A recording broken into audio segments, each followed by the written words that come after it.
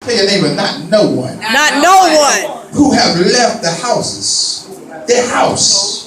And their brothers, you hear this first lady, their sisters and their father and their mother and their wives and children and their land. Come on, somebody. I feel you, Holy Spirit. For my sake of the gospel.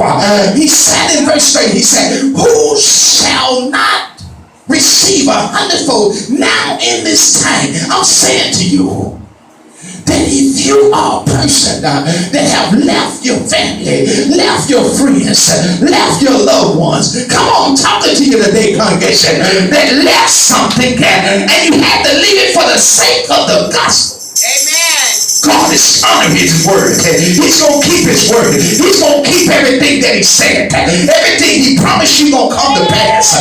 Look over at your neighbor and say, neighbor, I'm here to tell you 100-fold is coming in your way. Yes. It's coming in your life.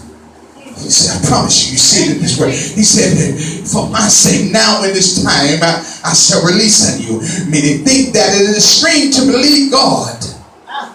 That he can multiply everything that you have 100-fold. Let me say this to you. You look at God's creation and everything that's before us now on this earth. You may see the trees that yields its fruit, yields its tree, and the tree have so many limbs and branches, and you see all the leaves on the tree. You see every living thing that God have created.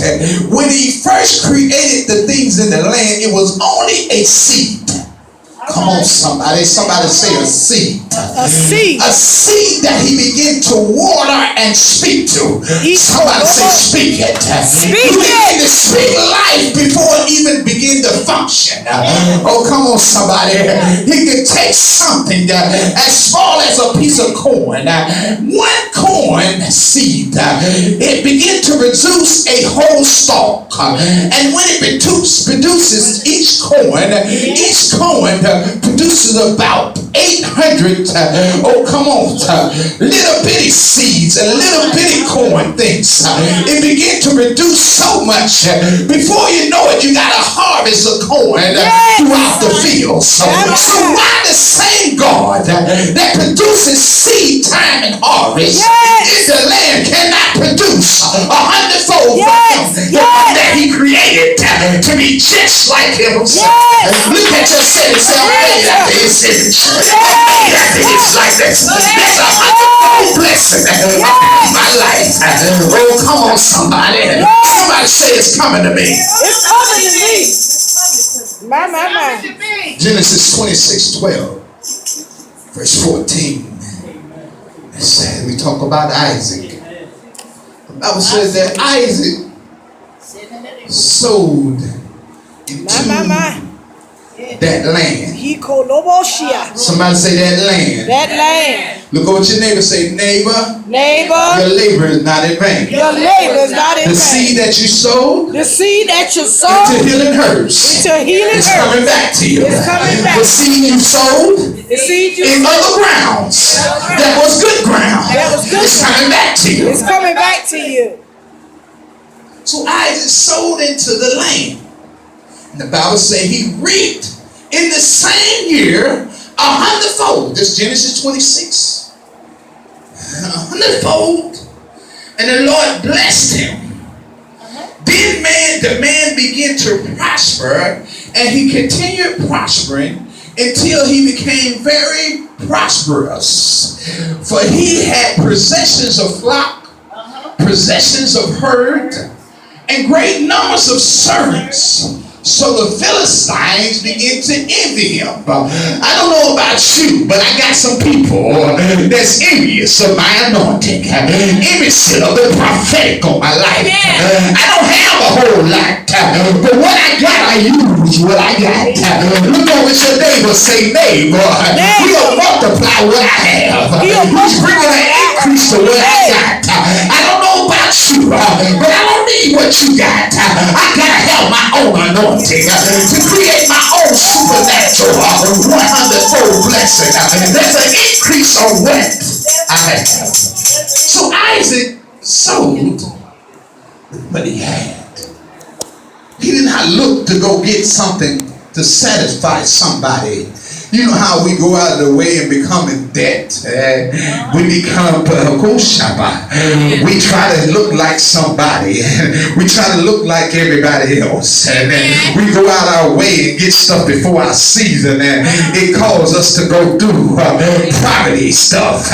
Because that's poverty mentality of thinking. A well-being person would take themselves with what they got and begin to balance their life and say, this is all I got. I'm going to use what I got. So Isaac took what he had and he sold into what he had. The land that God had before him, he sold into. I didn't have to go to the big church to be recognized. He said, I'm a soul right here in the land God has given me. Jesus. Sow where you at. You got to learn how to sow and sow seed where you at. That's right. You don't have to go before great men that has everything that look good to the appearance of your eye. Because God is not looking on the outside of you. He's looking at the heart of the believer. He's looking at the pure and holy heart. The one that lay before him. The one that labor among the sheep when nobody else is looking. You ain't trying to be seen. All you trying to do is the work of the Lord. Whose report shall you believe? I choose to believe the report of the Holy Most High God. Come on, somebody. Somebody shout glory. Hallelujah, Jesus. The Bible says the Lord bless him. Thank you, Jesus. Be faithful in your little. Yes. The Bible says that when you're faithful over little, That's right. Jesus. you shall obtain much. See, God teach you how to be faithful over little, then He'll teach you how to be faithful over much. That's right. But if you can't be faithful in your little, how you expect Him to enlarge you too much? Oh, come on. Yes, amen. That's right. You got to learn how to stay persistent in your faith, even when things are hard. In your little. Come on, somebody. You got to still trust God. You go to your neighbor and say, I trust God.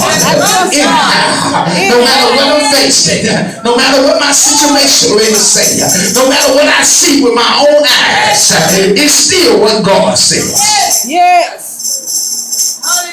So the man began to prosper. And he continued prospering until he became very prosperous.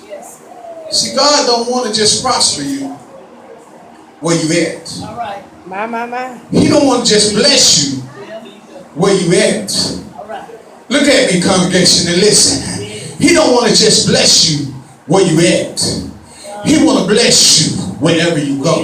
Yes. In the highways, in the byways. Oh, come on, in the fields. Blessed in your coming. Blessed in your going. Blessed wherever you go. He want blessings to overtake you that you not have room enough to receive them. See, he became a very prosperous man because of his faithfulness in sowing seed. For he had possessions of flock, meaning that his flock began to multiply. And you don't know about me,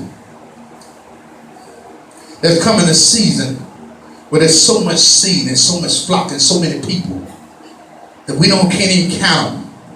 Oh, come on, somebody. There's coming a day that God bless you so financially that you don't even know how much money in your bank account. All you know is you just helping people all over the world. Come That's on, right. He's getting you to a position where you don't even care how much money you got. You just want to be a blessing to people. How much it going to cost? It don't matter how much it costs. I just want to get it because God says mine. Oh, come on, somebody. He want to get you to that place where you no longer bother about a mentality amount. Your mentality and your thinking got to go to another level. Come on, somebody. Tell your neighbor, raise your standards. Raise your standards. See that it became a great number of servants. God said He's going to get us to the point that there'll be servants all around you. That wherever you go to speak on people, that you can just speak and say, do this. Now you have become the head. and not the tail. All right. You're now above and not beneath. You now become the lender and no longer the borrower. You are now the boss and no longer the one that labored from 9 to 5 to get a paycheck. You're the one writing the paycheck. Look at your neighbor and say, I'm getting ready to sign. I'm getting ready to sign My name on the dotted line. on the dotted line. But I'm the one that's paying the one that's working for me. That's working for me. Oh, you got to learn how to speak that thing as though it were. So the Philistines, they envied him. If you like me with what happened here to Isaac, God, he has no respect for a person or who he want to bless. Amen. Look over your neighbor, say, neighbor, God is no respectful person. God is no respectful He want to person. bless you. He want to bless you. Just like he want to bless me. Just like he want to But the bless you. key to this is to hear what God says. Hear what God Understand what God says. And act on what God says. See, the problem is nobody want to really hear. God, we want to hear your voice.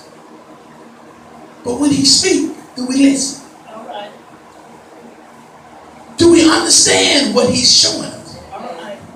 We see it.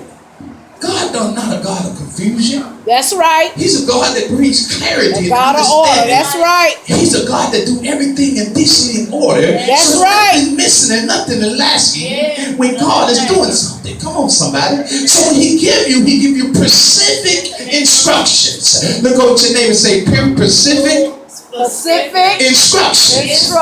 So he wants you to understand. So now that you hear him, you must now understand what he's saying. Yes. Oh, come on, somebody. Yes. Then he said, once you hear it, you must begin to act on it. Yes. See, because before God tell you to sow seed, he first speak to you. Yes. That's right. Come on now. And then he tell you how much to give. That's right. And when Oh, come on, somebody. yes.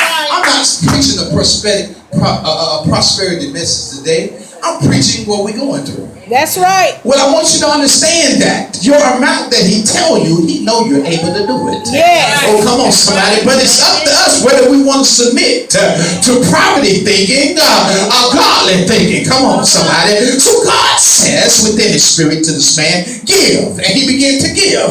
So we must hear first, understand, and then act on what he says. Yes. Oh, come on, somebody. You got to learn how to take action on his instructions. Yes.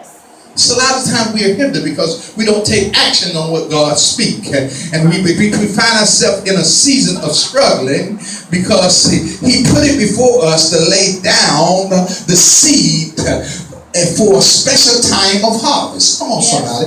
Matthew 13:23 said, but he who receives seed on good ground is he who hears the word and understands it. Do you see that? Yes. Who indeed bears fruit and produces it. Come on, somebody. So God ain't going to let you understand the word and then don't bear your fruit. Come on now. If you understand the word and take action on it, you're going to bear the fruit. Come on, somebody. And produce it, he said. He said some 100-fold. Oh, Jesus. It's in his word, ain't it? Yes, it is. So some of y'all that take action and believe, don't get that 100-fold. Yes. He didn't leave some of y'all out. He said some 60.